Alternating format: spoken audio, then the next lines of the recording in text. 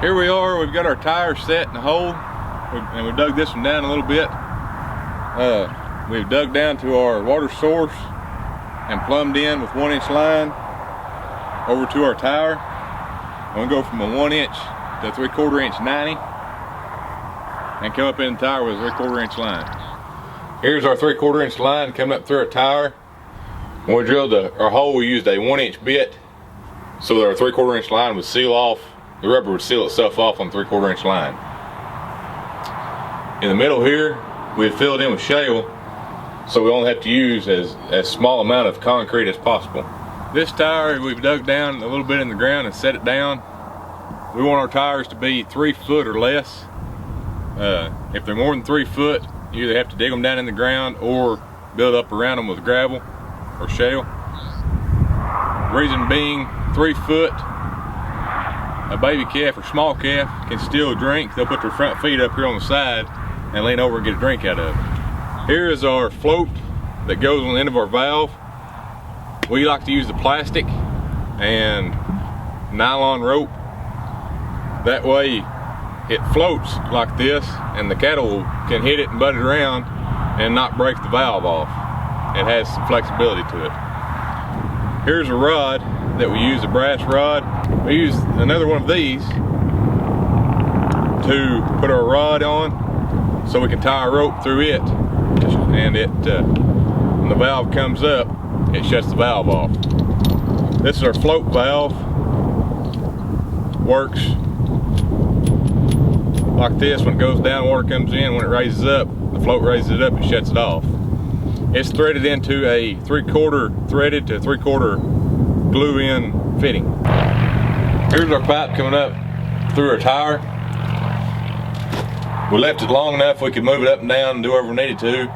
I've pushed it all the way down, or drove it all the way down until the pipe is laying back on the ground so that there's no flexion there on the pipe.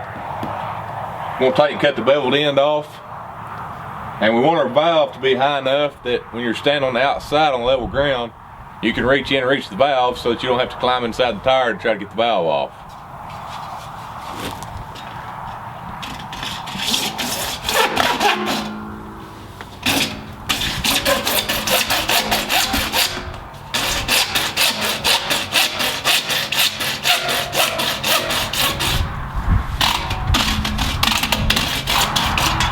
Alright, I've got this cut off square.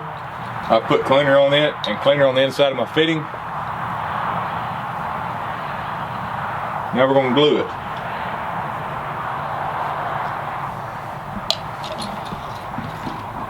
Put it on there and you can turn it. We want to line ours up so that our floating rod will be protected by our lip here. And here is our rod.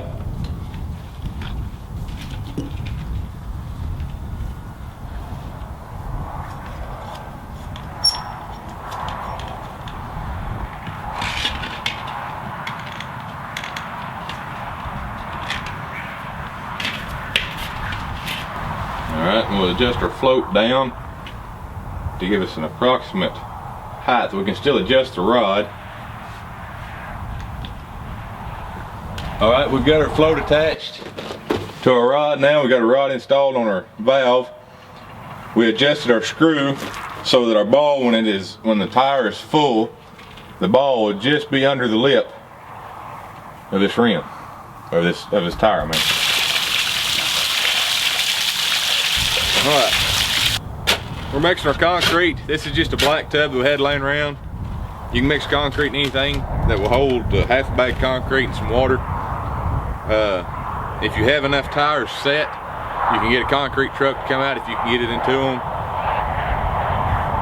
Locally, 2 yards I think is our minimum, and we'd have to set several tires to put 2 yards of concrete in them. So we're just mixing this quickcrete by hand. And you want it to be real wet so that it will seal around the bead. If it's not real wet, you'll have little holes to where it don't seal off good. We found about half a bag of concrete is easier to mix than trying to use a full bag at a time. It's also easier to handle and pour in.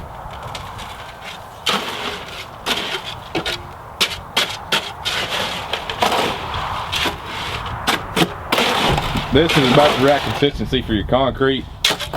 You want it to be pretty runny, so it fills in all the little gaps and holes so the tire doesn't leak.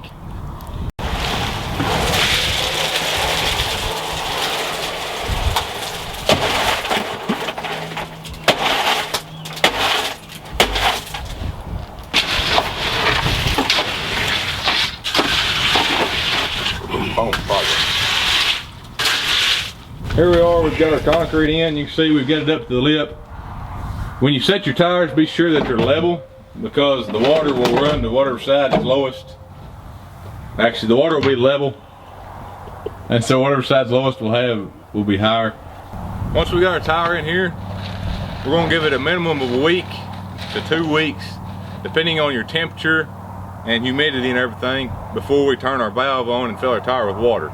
We want our concrete to be good and cured.